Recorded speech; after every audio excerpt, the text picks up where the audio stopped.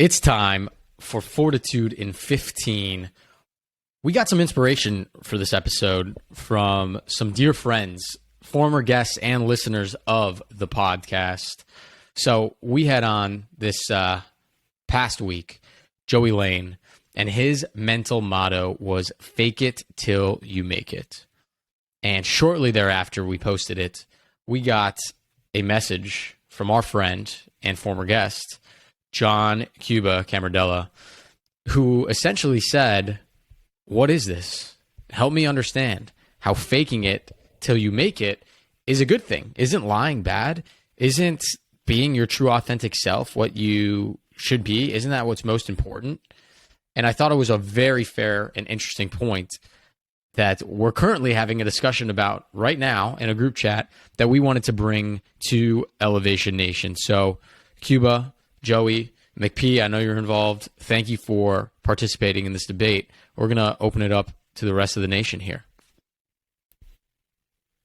Yeah, I honestly want to leave the debate to them two, and I would prefer to discuss the question that Cuba, what do we call it? What is the question with no answer? The rhetorical question. The rhetorical question. Thank you, literature, Sam.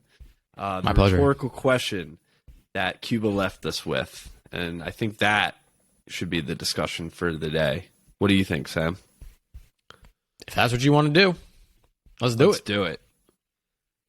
So the question is, are young adults in our generation, he said your generation, generally happy and content with their lives? Why or why not? Before we get into it, I just want to say, Sam and I are going to be speaking from our experience and what we believe from our experience. So if you're great, that's great. You know, we're happy for you, but Sam and I like to generalize on Elevation Nation, generalize for Elevation Nation. So take it with a grain of salt. So what are your thoughts, Sammy? I thought this was a rhetorical question. Well, what are your thoughts on it? Okay. You don't want me to answer it. You just want me to provide my thoughts. Okay. Yeah, just your thoughts. Like, you know, Imagine we were in literature class, you know? We can pause, take a moment for you to formulate some thoughts. No, I'm ready. I think in society, social media has unfortunately evolved us to be in a constant state of comparison. And the lack of true reality that social media paints is not accurate compared to the true lives that people have. And because of that, I think the younger generations, it's now becoming more and more ingrained in them that they need to portray the life that they wish they were having, even if they're not having it. And that's a dangerous precedent to set, especially at younger ages when people are getting involved younger and younger in social media, that they are, for the 30 seconds they make a TikTok, or for the 5 minutes they go on Instagram Live, or for the 1 second when they take that picture and post it on Instagram, for that split second, they are trying their best to edit, create, tweak, and then post and share with the world their ideal life. And the unfortunate scenario with that is, in reality, that's not true. That's just a split second. Life is full of lots of ups and downs, but no one wants to see all those ups and downs. And I get it. That's what social media is about. You want to share the highlights of your life. But I do believe it causes this horrible precedent with our younger generations of people where it's not a confidence thing. It's a fake happiness thing.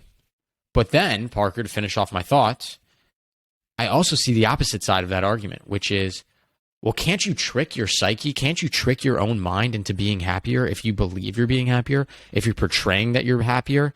If you put out into the world that everything is going well? We talked about mindset with a friend and former guest, Miles Robertson, all about the law of attraction and the power of affirmative affirmations that you can say out into the world.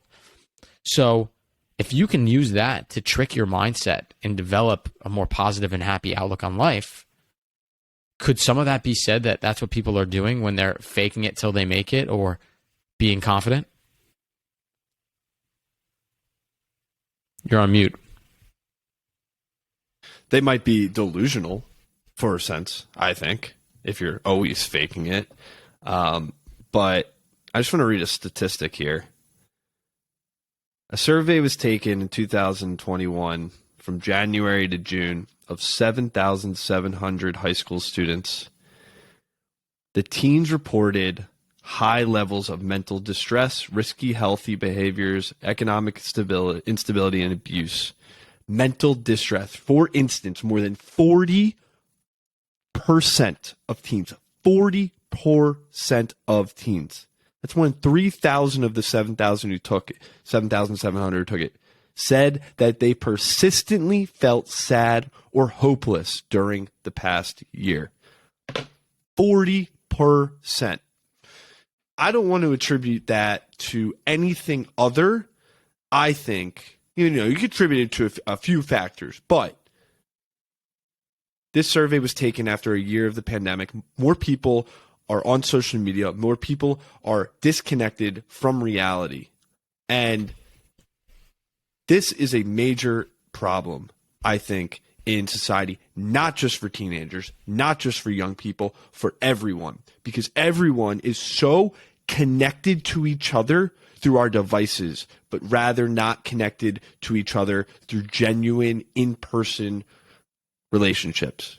And this is something that I think is going to become, if not, it is already, a bigger problem, as if it's a new epidemic in our world. I have a question on that statistic. Did it say, so it said sad and hopeless, right?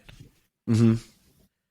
Did it say for a moment? Did it say for an extended period of time? Hopeless you should never feel. So I totally hopeless agree. Or sad during the past year. Persistently means that it just kept going on. Yeah. Yeah, that's horrible. I think, though, and then that's why I wanted that clarifying statement on that statistic, because I think sometimes people think that sadness means there's something wrong. It's okay to be sad every now and then. That is a normal emotion that human beings are allowed to exude. Again, going back to social media, people don't think that anyone else is sad. You can be sad. It's okay to be sad as long as you get out of that sadness. So I wanted to clarify that. Being persistently sad or hopeless, of course, is probably, unfortunately, a mental health problem and perhaps even an illness. So if you are feeling persistently sad and consistently hopeless, one, you should seek professional help. It's okay to need help. Or just tell someone about how you're feeling. Yeah. Hopefully a professional. Well, it doesn't need to necessarily be a professional. It's sometimes very difficult to go from feeling one way and then going right to the professional. I don't know if I agree with that. It's as easy as starting and having a conversation and being vulnerable and letting people know how you feel. Maybe your closest relatives who you trust first. And then see if it's something that you can take to the next level where you need professional help. But sometimes we hold this stuff in, we have no one to talk to, and it's good to just have a conversation and let it all go out to someone that you trust and love. But back to the original question, are young adults happy in today's day and age? And personally, I think,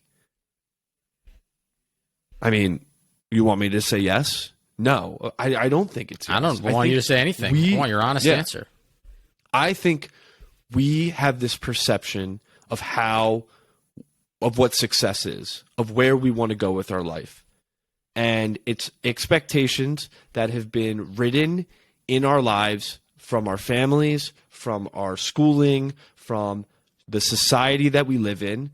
And it is a fake expectation because we are so in tune with everybody else's expectations.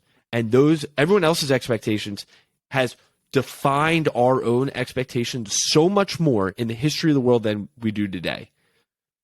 Back in 20 years ago, 30 years ago, everyone had their own expectations because you weren't as connected to the rest of the world. Now we can just pick up our phone. I see what Sam Panitch is doing on his weekend. Wow, he's looking like he's living a great life, and I want to be like Sam. I want to get like Sam. And if I never get to like that Sam, I'm a failure. I'm miserable.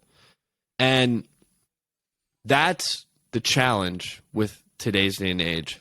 And personally, I think it is really inhibiting people's happiness, especially young adults, because we're on this constant search for something that we may probably never get.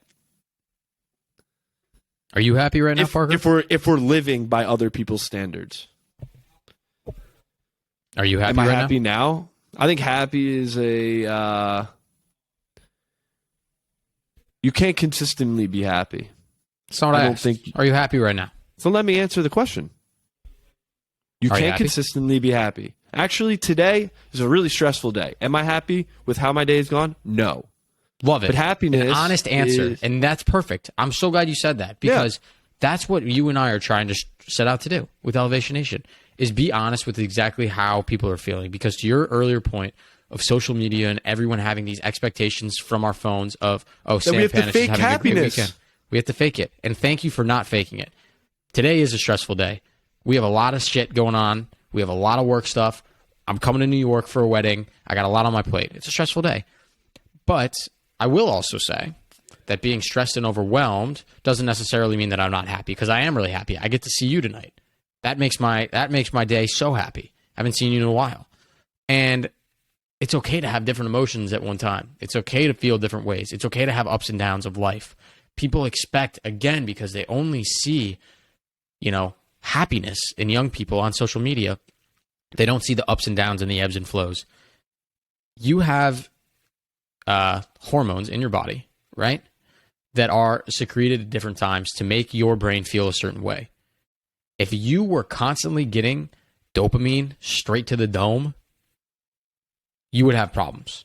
You would be an addict, essentially. You would be addicted to something, right?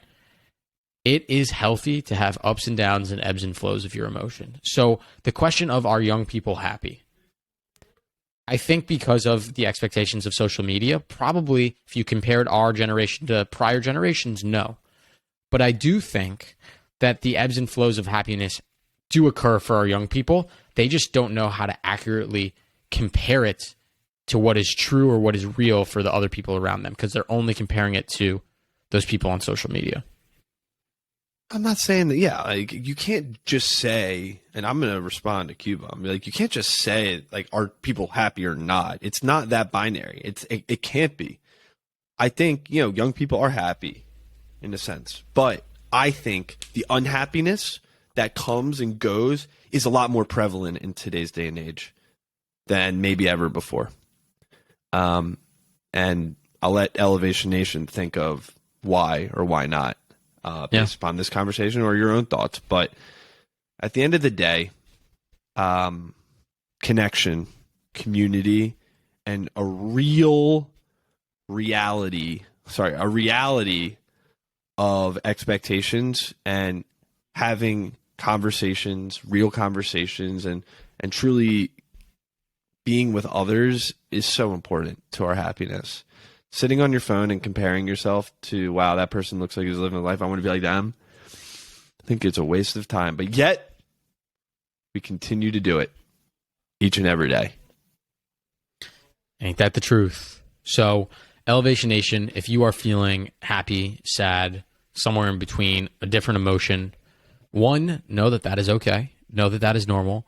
But two, if you are, to Parker's earlier statistic, feeling consistently sad or hopeless, to Parker's point, if you have close friends and you think that you're at the level where they could possibly talk to you or handle that situation, please reach out to someone, even if it's Parker or myself. We're always happy to listen.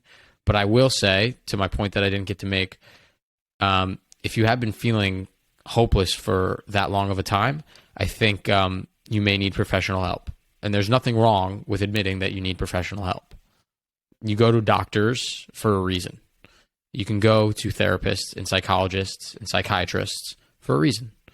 And I want to try to break that stigma, which I know that is something very close to your heart, Parker, of breaking the stigma when it comes to mental health. So I just wanted to say that point. Totally. I think probably instead of a Parker's perspective this week, we had a John Camardella perspective this week, it seems, which I love. So, John, thank you for the perspective. Joey, thank you for the inspiration on that perspective. If you have not listened to either of their episodes, we have 2 with Joey. We have 1 with John. We're going to have a second with John as soon as he wraps up his schoolwork. But Elevation Nation, we love you. We appreciate you. And until next week, peace.